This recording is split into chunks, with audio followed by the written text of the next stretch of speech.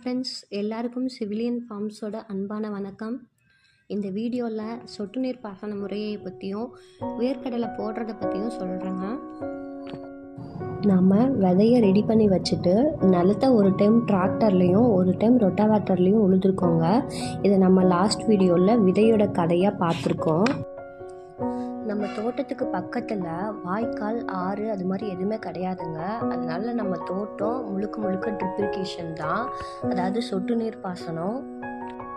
சொட்டு நீர் பாசனம் அப்படிங்கிறது இருக்கிற கம்மியான தண்ணியை கூட சரியான முறையில் நிலத்திற்கு பயன்படுத்தக்கூடிய ஒரு நீர் மேலாண்மை தாங்க. இந்த சொட்டு நீர் பாசன நீர் மேலாண்மை முறையால் நமக்கு நிறைய நல்ல பயன்கள்லாம் இருக்குங்க. மண்ணரிப்பு ஏற்படாது, மண்ணோட ஈரத்தன்மை அதிகமாக வச்சுக்கும், உரம் மண்ணில் வீணாக போகாது, விதையை நல்லா தூண்டி விட்டு சீக்கிரமாக முளைக்க உதவும். கொடுக்குற தண்ணி பெரும்பாலும் நம்ம பயிர்களுக்கே போய் சேருங்க. தண்ணி பாயாத இடத்துல களைகள் வராமல் தடுக்கும். உரங்கள் நேரடியாக செடிக்கு போகும். வட்டமாக இருக்குது, சதுரமாக இருக்குது அப்படிங்கிற எந்த கணக்கும் இதில் தேவைப்படாதுங்க. நம்ம எப்படி இருந்தாலும் அந்த இடத்துக்கு டியூப் போட்டுவிட்டோம்னா அந்த இடத்துல தண்ணி சொட்ட ஆரம்பிச்சிடும்.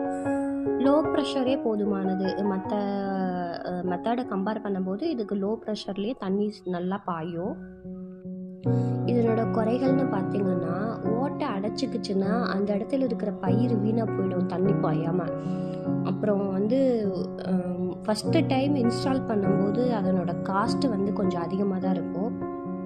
நம்மளோட தண்ணி உப்பு தண்ணியாக இருந்துச்சுன்னா அந்த தண்ணி பைப்பை அரிக்கிறதுக்கான சான்ஸ் நிறையா இருக்குது. இதனால் கொஞ்சம் மெயின்டெனன்ஸ் ஒர்க்கு தேவைப்படும். நம்ம காடு உழவு செய்யும்போது அந்த இடத்துல அப்படியே மடித்து வச்சுருவோம், இல்லாட்டி அப்படியே அந்த பொலிவரப்புலையே நேராக இழுத்து விட்டுருவோம். ஸ்டார்டரில் கனெக்ட் பண்ணுற லேட்ரல்ஸில் ஆல்ரெடி அதுலேயே ஓட்டை இருக்கும். அதுலேருந்து ப்ராப்பராக ட்ராப்ஸ்லாம் சொட்டுறதுக்காக இடையில முறுக்கு, வளைவு அதெல்லாம் இல்லாமல் சரியாக நேராக இழுத்து விடணும். அப்போ தான் அதில் ட்ராப்ஸ் கரெக்டாக விழும் செடியில். இந்த போகம் களைக்கொத்து முறையில் தாங்க நம்ம இப்போ கலக்கா போட்டுட்ருக்கோம். ஏக்கராக்கு 4000 ரூபான்னு சொல்லிட்டு 9 பேர் போட்டாங்க. காலையில் 7 மணிக்கு ஸ்டார்ட் பண்ணி ஈவினிங் ஒரு 4 to 5 மணிக்குள்ளே முடிச்சுட்டாங்கங்க. வேர்க்கடலையை ஆளுக்கு ஒரு கண்டெய்னரில் எடுத்துக்கிட்டாங்க. அப்புறம் ஒரு சிலர் அவங்களோட சாரிலேயே மடியில் போட்டு எடுத்துக்கிட்டாங்க.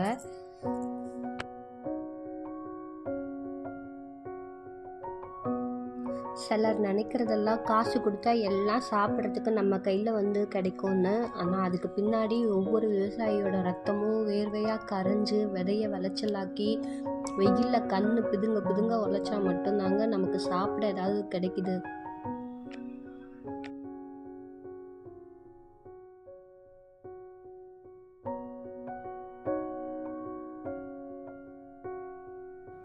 என்னதான் சலிச்சாலும் பொறுக்கி எடுத்தாலும் தோல் சுருங்கினது, தோல் உறிஞ்சது, முளப்பு வந்தது, முளையாத பருப்பு, சிறு பருப்பு இது எல்லாமே எங்கேயாவது இருக்க தான் செய்யும். இதை ஒரே பருப்பாக போடாமல் ஒரே இடத்துல 2 பருப்பாக போட்டு விட்டுருவாங்க. அப்போ என்ன ஆகும்னா, ஏதாவது ஒரு பருப்பாவது அதில் முளைச்சி வந்துடும்.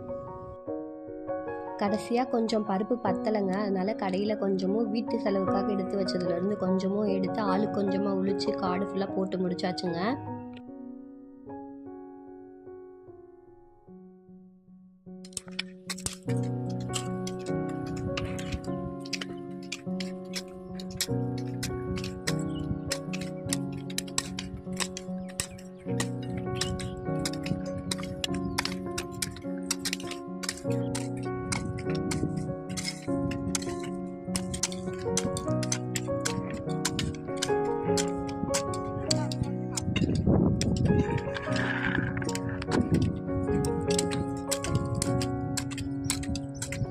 உண்மையிலேயே இவங்களோட அனுபவம் ரொம்ப பெருசுதாங்க. இப்போ இருக்கிற எத்தனை பேருக்கு கொத்தில் கலப்பருப்பு போட தெரியும்னு தெரியல. கண்டிப்பாக எனக்கும் தெரியாதுங்க. இப்படி செஞ்சாலுமே இவங்க அளவுக்கு இவ்வளோ ஸ்பீடாக என்னால் போட முடியுமான்னு தெரியல. அழகாக கொத்தில் கொத்தி ஒவ்வொரு பருப்பாக உள்ளே வைக்கிறாங்க பாருங்கள்.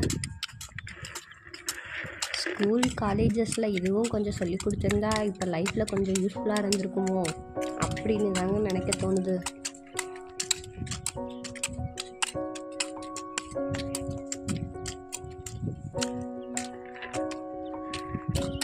இந்த சவுண்டு கேட்கறதுக்கு ரொம்ப நல்லா இருக்கு இல்லைங்க.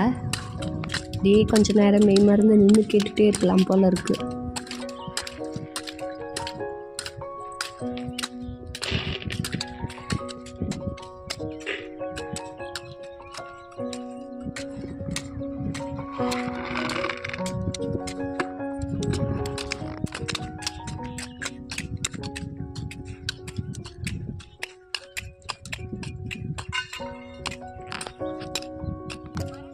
இந்த ட்ரிப்போட ஹோல்ஸ் வந்து 1.25க்கு 1ங்க. அதாவது 1.25 அடிக்கு ஒரு ஹோல்ஸ் இருக்கும். இதில் இன்னொரு பிரச்சனை என்ன அப்படின்னா, அணில் இது மாதிரி இருக்கிறதெல்லாம் வந்து காட்டில் தண்ணி குடிக்கிறதுக்காக டியூப்பையே ஓட்ட போட்டுருங்க. அந்த இடத்துல தண்ணி அதிகமாக வரும். அப்போ வந்து அதுக்கு ஒன்றா டேப் சுற்றணும், இல்லாட்டி அதுக்குன்னு ஒரு பட்டன் இருக்குது, அந்த பட்டனை வாங்கி அதில் வச்சு ப்ரெஸ் பண்ணோன்னா அந்த இடத்துல தண்ணி அடைச்சிக்கும்.